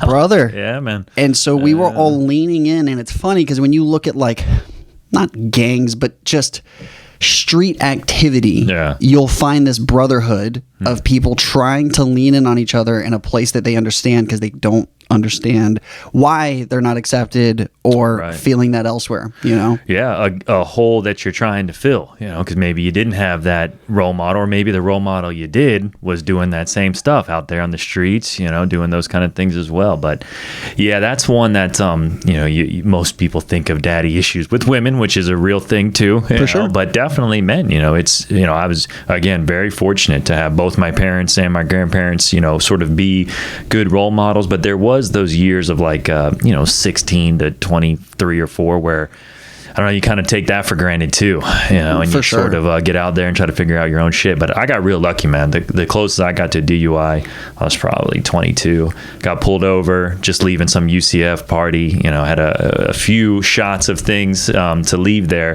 But I left my truck at the party and drove these 2 girls I knew back to my apartment in their car. So we're driving and they're like, hey, let's get something to eat. So classic, when you're drunk, hit up Taco Bell. So we swing into a Taco Bell and they get out and start like dancing in the like fucking cul-de-sac next to it, and there's a cop in the 7-Eleven. So he comes over and he's like, when you get your food, get up there. And I'm like, shit, like here it goes, I'm getting arrested tonight. And the lady, I'll never forget the lady at Taco Bell, she's like, here's some gum, drink this, eat this. She was trying to like help me out. So I pull up, I get out, and I just think of the first thing I could think of, which is I thought that they were too drunk to drive home. I had a couple beers, these are friends of mine, I'm just trying to get them home safely. It's not even my vehicle.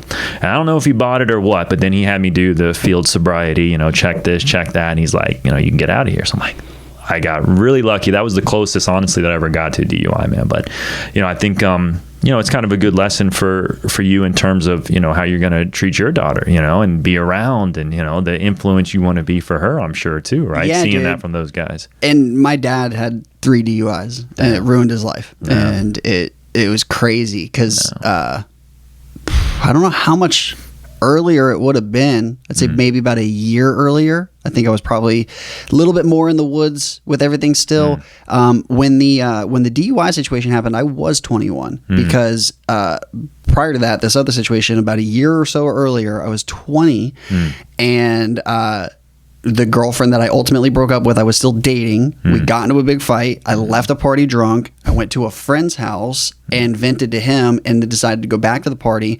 And on the way out of his neighborhood, I clipped a mailbox with my right mirror because the road kind of bows. And I used to damn near clip the thing in daylight sober. So I finally clip it. And I remember I've been drinking. And I registered it, but I didn't even care. I was like, whatever. And my buddy that's in the seat is messed up. He's on Xanax and he's been drinking, and I had just been drinking, but I was definitely drunk. And we're coming up to the McDonald's and Suntree on Wickham, and we're just a shy before that, and I didn't even see the cop, dude. Like literally, like it was full blown. Didn't even know the car behind me. Lights hit, and that moment, man, it is the worst. You just want to throw up. And so when we pull in, dude, I'm already anticipating we're in deep shit. And so they pull my buddy out. He can't even barely stand, and he's like 18. So they just call his parents, and he lives down the road, so they pick him up. I get really upset. I got emotional, and the cop's like, "What's the deal?" And I was like, "Dude, my dad's an alcoholic. Like, I can't even believe I'm sitting here in this position." He's like, "Dude, just relax. Just relax, okay?" So being honest with him, walking him through everything he needs to go through my car and finish his job. The other cop leaves with my buddy, and then it's just me and him. And then he says that he's going to take me home. But I don't believe him, because they'll usually say things to keep you calm and get you in the car. And I can't really ride shotgun, so he's got to put me in the back. So he puts me in the back, and at the time, the Pineda Causeway extension is not built. So the only way to Sharps from where we were would be to go to Vieira. Okay.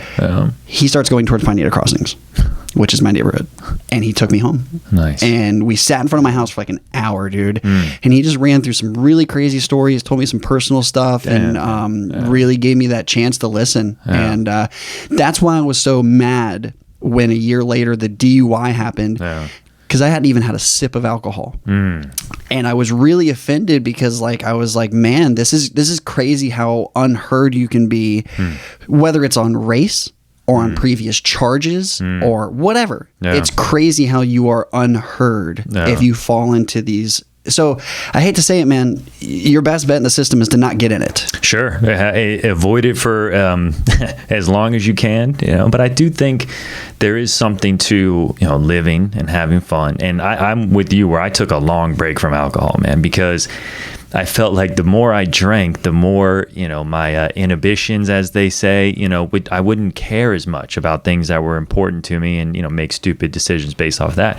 But I will say there is an aspect of fun to drinking. Alcohol can, make you enjoy whatever moment you're in a little bit more, obviously. So I'm back to it now. I like to hang out with my dad, drink a couple of beers, hang out with people in the neighborhood, in the woods and stuff, drink a couple of beers. But, kind of stick away from the liquor side of things, because I always felt like it made me just make stupid decisions, man. I don't get drunk very often anymore. Love me a high noon. So in the evening, I'll have a high noon, and I like that it's light, it's clean. I don't feel like crap, and I'll usually have one. Like if I'm really feeling crazy, I'll have two. And then my old man thing now is I love a good old fashioned. Oh, okay. So my big brother Adam is he's very particular with his things, including his beverages, and I've never been interested in his overly strong beverages, but he gave me an old fashioned, and I kind of just like got to try it and like slow sip it and enjoy it for what it was, right? So now I travel a lot, and I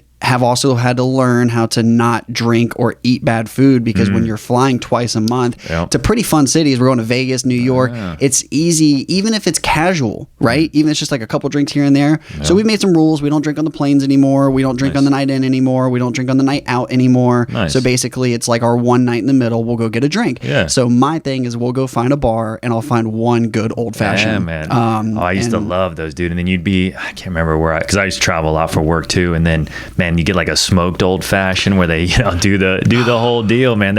You're making me want one right now. No, I'm joking. So what's cool about it though is I think it comes from a different place than wanting to get drunk or hammered. And usually I'm drinking my old fashioned so slow that I'm just catching a nice light buzz. And so I appreciate that part of it. I appreciate the drink and the preparation, the ingredients, as much as the actual effect.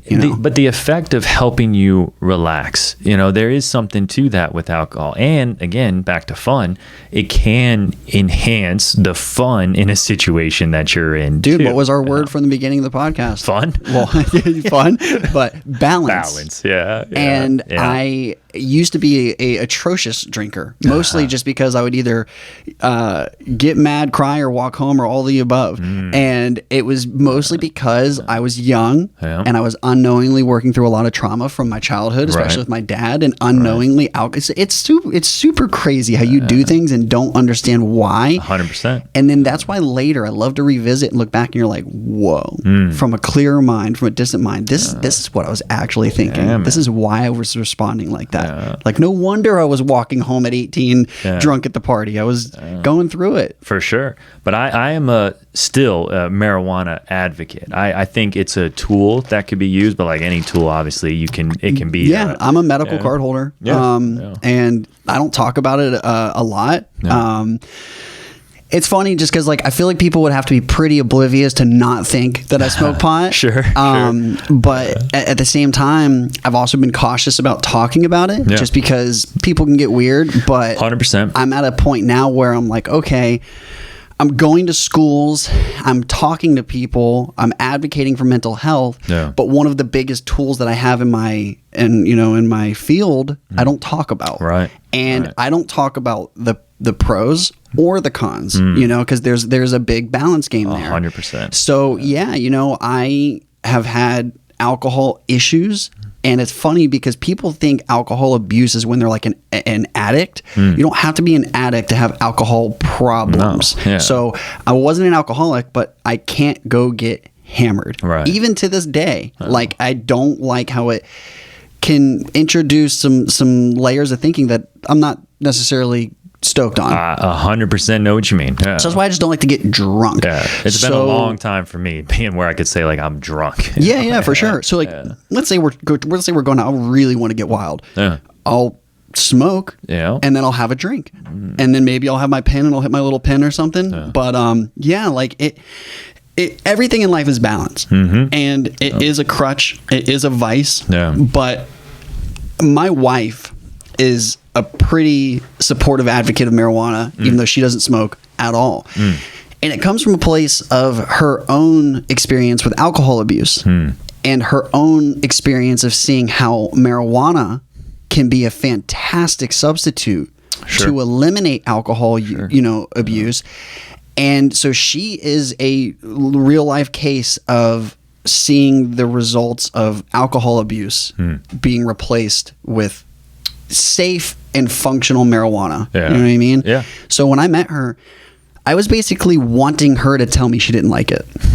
And that was one of those problems we had where I was basically constantly asking her, is it okay? Am I okay? Is it too much? And she was like, why do you want me to have a problem with it? And it's like, I think it's because like maybe I'm not even accepting it, right? Maybe I'm being succumbed to all these outside thoughts of, well, is it this? Is it that? Right. And I got down to ground zero and asked myself, do I have discipline with it? Yes. No. Do I have balance with it? Yes. And do I see a 1,000 times where I can see it help me? Yes. No. And then my own wife will look me in the face and be like, bro, excluding when because, again, you have to have balance. There was times where I would get home for an extended period of time and smoke too much or too early and get bogged down. She's like, not those days. She's like, you having it in your life is not a problem. It's just a balance. All right. And so when I realized she was telling me the truth, and she wasn't just saying that, I was like, dude, I'm trying to convince my own best friend to be against something that she can see is good for me. Yeah. So I hear that, man. My wife's in the industry, medical marijuana industry. She works for a lot of the doctors, basically matching patients to doctors, right? So, it's been a staple. I waited till I was 20 or 21. I didn't do it in high school. I didn't think of it like this then, but I do think about it now. I think there is something to waiting till your brain fully develops before you introduce some chemicals to it. You have an ideal scenario, but 100% it has helped me, and it does help me, in terms of the things we talked about earlier, staying present, feeling more connected to people and to my own emotions. If I don't, I think I can just get more jaded towards people or even people I really care about and love, man. And I agree. I think that's the tool that it helps with. And it's that like introspective fine sandpaper.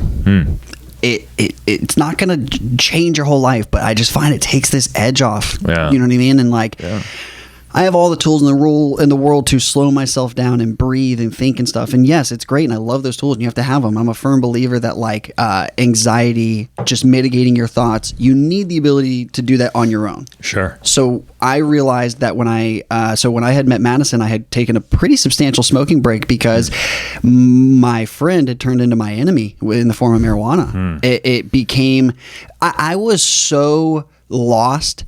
I couldn't drink water, meaning like everything was turbulent, right? Damn. So that was it was a thing that I needed to remove from the equation so that I could focus on what was actually there. Does it make sense? Sure. I didn't want to water down what was going on. So after that, when I started smoking again, I was like, boom, that was a good break, because what I've realized is I had to have it in a few scenarios, right?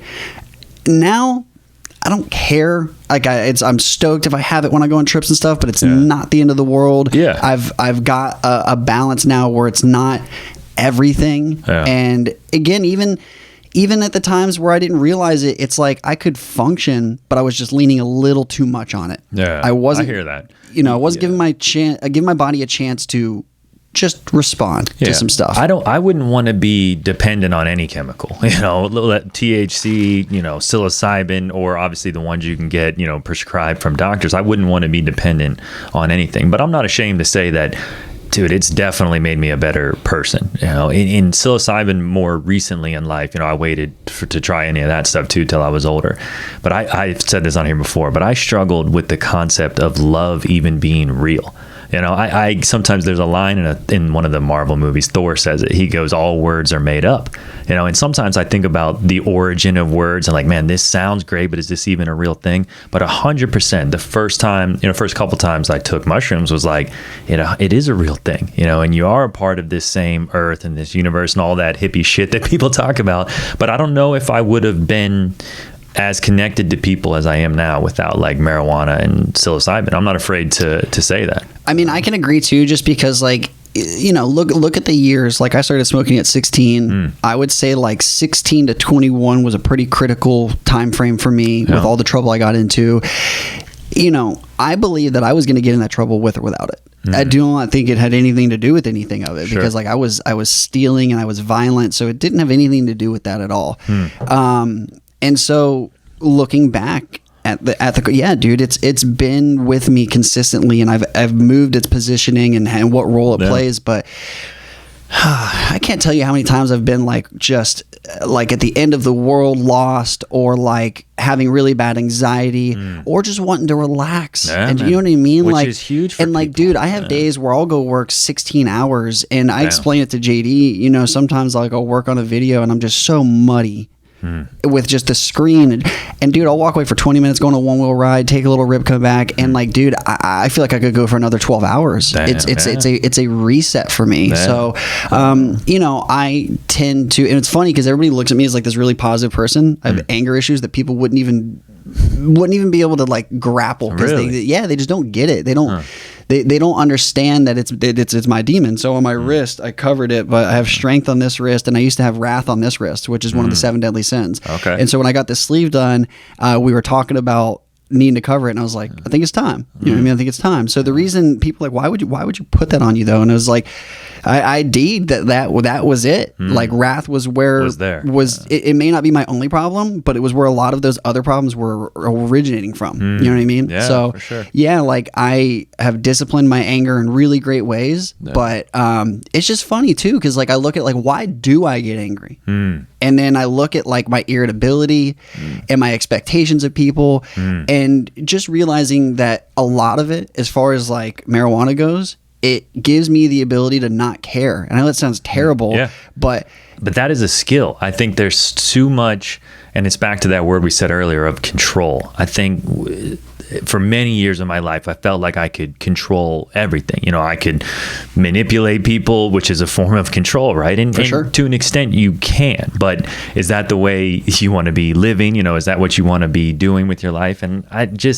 that's just such an illusion, man. So once I started putting that stuff out there, and definitely marijuana's like, dude, you're barely, like I said earlier, in control of yourself. Yeah. And those demons that you have, that everybody has them, and I think it's good to communicate it and know it, and whether it's tattooing on you as a constant reminder, and then covering it up was probably a big step too, man. Like checking that chapter off of your life. It was cool because it wasn't the plan, but when it was presented, it made sense. And man, like I've made my trauma a game. I've made it a thing to be getting better at, and to like it's phenomenal to me, because like I can deeply remember the pain of some of those big things. Like my breakup was I was older, so like I didn't feel the pain of like the childhood stuff while I was a child. You almost process it a lot more later. Does that make sense? Oh yeah, 100%. I've had a harder time with my childhood stuff in the last 5 years than I did when I was a child, just because realizing it, but what's the classic line of therapy though? Like, tell me about your mother, tell me about your father. That early, again, the product of your environment, that shit impacts people more than you think, and you realize that the older you get, the older you get. About thoughts and feelings and stuff changing. Dude, I think I was telling Maddie something, and it was like within the last year or two. Dude, I legit pulled a repressed memory, and it wasn't that crazy of a story, but it was a full story about my dad that like whatever thinking track I was on brought it back, and I was like, I don't even know if I would say excited. I was like, what the like I just found this in my head. Like I remember after I told the story, I kept reiterating to Madison, like, is that real? Like, can we actually like bury something to where like I'm not even lying to you to tell you I don't remember. Like I didn't actually remember the story until whatever people were saying around me brought it back. And I was just like, I think you definitely can, man. Repress memories, pushing stuff down deep, even if you don't know you're doing it consciously, right? And this is back to what we were saying about, people not really knowing. I don't think we know much about the human mind. They're not even really quite sure from, again, here's my scientist hat, where consciousness came from. And if you're religious, people have different ideas. If you believe in evolution, people have different ideas. It's back to like, we don't really know. And there's certain things that help people. I think I can get too caught up. Sometimes I have in the past, for sure. Like trying to think about like, is there a purpose to all this? What is all this even going on? But I don't know, man. I just try to stay focused on each day, and marijuana helps with that, and it helps for working out too. A lot of times people relate like stoners to being lazy, and I've always been the opposite, man. It helps me stay focused on the things I'm doing, like especially like if I want to get better at surfing or martial arts, or just want to do these lifts the right way. If I'm stoned while I'm doing those, I just feel like I feel everything more, and it comes from discipline and balance again. Oh yeah. And so like common theme.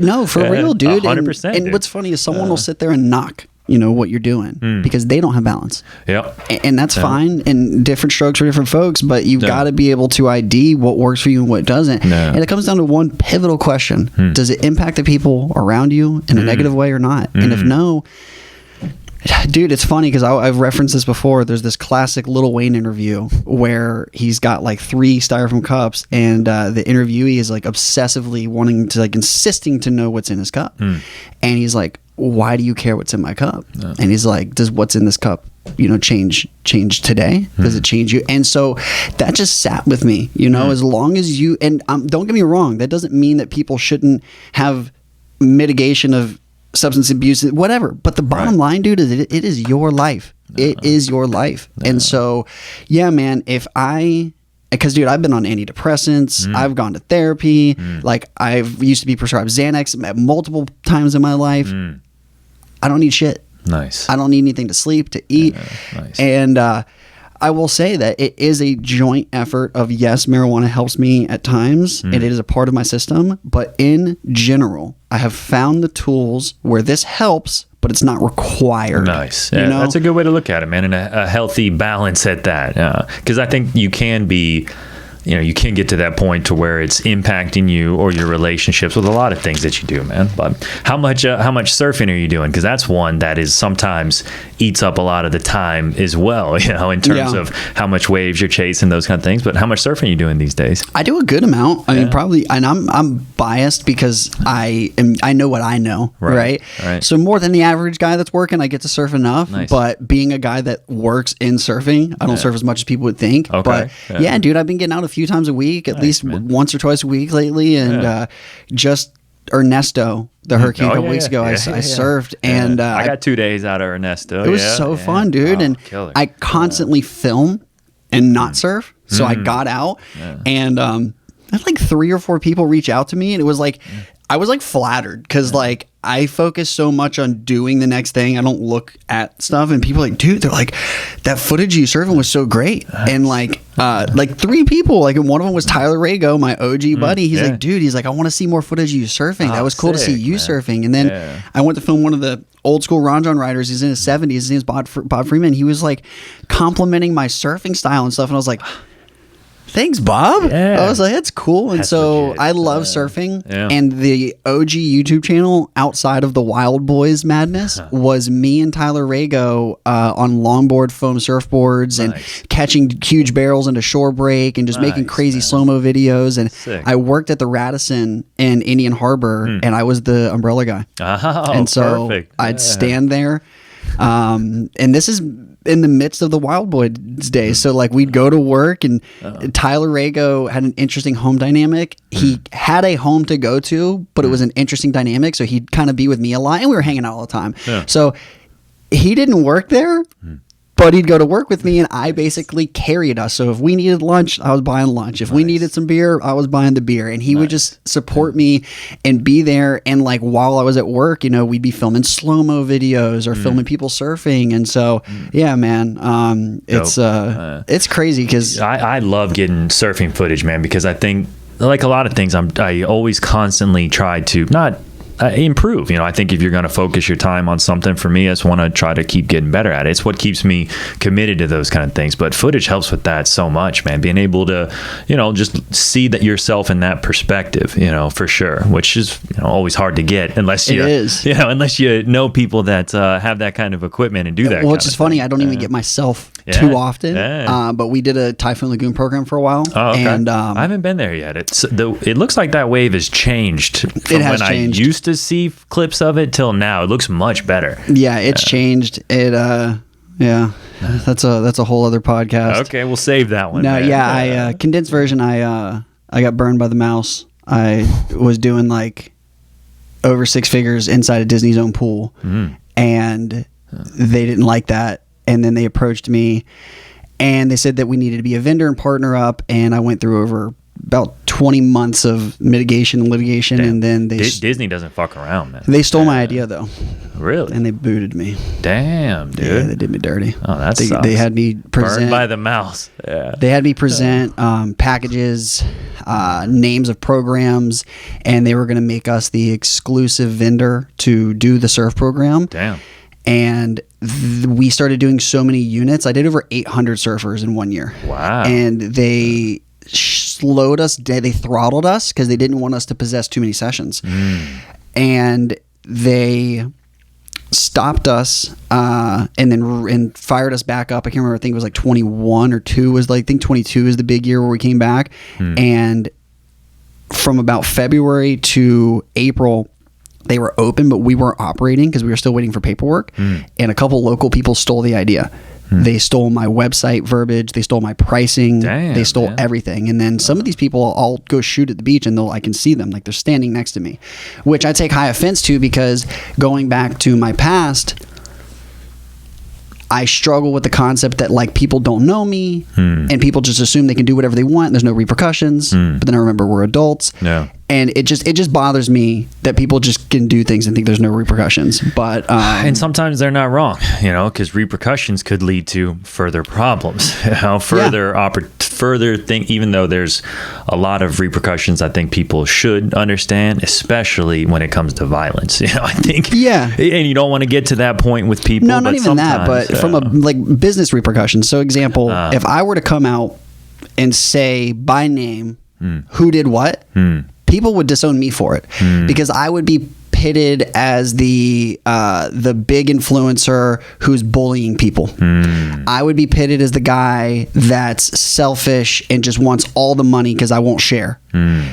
Meanwhile, there's people just flat out stealing my idea. Damn. So what ended up happening was Disney presented a contract that was absolutely bogus. It put us at the craziest risk. It literally stated that if anything happened in the park, it was our fault, even if it didn't have anything to do with us, which was crazy. And so our lawyer was concerned. We went back and forth, and they basically just curtailed us along until they were like, yeah, we're just not going to do it with you guys. Damn. And I was blown away, and leading up to that, we had been running throughout that year. It was like a record year for us, but we were having some serious issues. The staff started being very indifferent to us. It was very clear we were like the redheaded stepchildren. So when we showed up, there was no Disney energy. It was the opposite. We were getting a lot of pushback from the staff, a lot of negativity. And again, my clients are there to have a good time and absorb that Disney energy, not get treated like we're like the kids that snuck in the park. Damn, yeah, you want to be at the happiest place on earth. Wasn't feeling that way. But ultimately, we made a ton of money. We built an entire side business. A lot of people found out about the brand that wouldn't have known about NPI. And then ultimately, when it comes down to business, you have to be able to get shit on and then continue forward for the name of business, right? Sure. So Disney did not burn me. A couple of people who don't know what I have that they don't made some decisions. They decided that they think that since they saw this guy do it, they're just going to do it themselves. They're just going to burn me. But what they don't understand is that surfing is a culture-based community. Oh, sure. They're never going to be able to do it, and it's proving right now it's not working. So Disney didn't do anything to me. Right. These couple people in a position of power at one teeny tiny little water park made a decision. Now that decision could change when the next round of people come in a few years. So that's why I've learned to be very patient, be very careful about how I describe the situation, and then ultimately ESPN is our biggest client right now. And guess who they're owned by? So you have to pick and choose your battles. For sure. Yeah. And I think I saw some ESPN stuff you're doing. Was it with boxing? Did I see? Yeah. So we're camera 13. We're their shark camera. It's a Sony A7S III on a gimbal. And you got a whole rig on your back or something, if I remember right. It's crazy. Damn, we're their wireless camera. Oh, cool. So we do all the arrivals, all the walkouts, all the locker rooms. Sick. People going out on stretchers, all the shit that happens on the fly. And it's really cool because I love the job and I respect everybody there, but I wouldn't want the other jobs. They're just standing there filming the same thing all night. Sure. We're filming and they're like, yo, get outside. There's a horse going by. We need it for B-roll. girl, hey, go to the other side of the building. Floyd Mayweather's walking in. Hey, so it's cool, man. That is cool, man. It's crazy. Yeah, that's pretty sweet. Well, what's next for NPI, man? What are you guys working on? Anything you want to share? What you guys working on next? Yeah, we got a thing called the NPI City Series. So we're traveling city to city across Florida, and we're basically doing our own tourism show, and I'm the host. And just think like Spicoli meets diners, drive-ins, and dives. Oh, nice. So man. it's like where to eat, what to do, where to stay, and I just tour and host it. We just did Cocoa Beach, and that is the first episode that's going to debut in the next like 2 to 4 weeks. Nice. And then after that, we're doing Melbourne and the beaches, and just from there. So stoked on that. I've talked about doing my own show for tourism for years. So, and dude, the episodes are going to be like 20 to 30 minutes. Sick, man. That's really cool. I think there's so much. Obviously, being a Floridian, I'm biased here, but I think there's so much here for people to, they think they know, especially Central Florida, the Disneys, the things like that. But I love that, man. It's a great idea. Yeah, get out there and showose some of what else is going on out here in this. Like great you said, state. there's so much. So many cool people. We were in between series for Visit Florida, and I was like, we already do it. I was like, why don't we just do it? Hell yeah. So we're doing that. Sick, man. And then as far as work goes, like we're advertising weddings. We're really trying to grow our weddings again. We used to have a huge wedding business. That's big business, man. Weddings are big business. We did a lot and then got busy with other stuff, but now we're trying to scale. So weddings, we'd love to do more weddings, lots of small businesses. But we've really realized we want to go after some big projects. So we're going to try to do more tourism stuff for different parts of Florida. Nice. And then ESPN, we just signed again through 2025. Nice. So man, we're cranking. Dude, what a cool story, man. I mean, from maybe a rocky start, some people would consider, to where you are today, working for these large companies, running a team of people, and fucking having fun, dude. Yes, sir. Living the dream, sick, bro. man. Well, I appreciate you for sure, man. Appreciate you coming in. We should do this again, man. Let's we should catch up on a little bit. Yeah, man. Anytime. Thanks for coming, dude. We'll do it again, man. Yes, sir. Appreciate you, buddy. Yeah. That was killer, dude. That was sick, man. Yeah.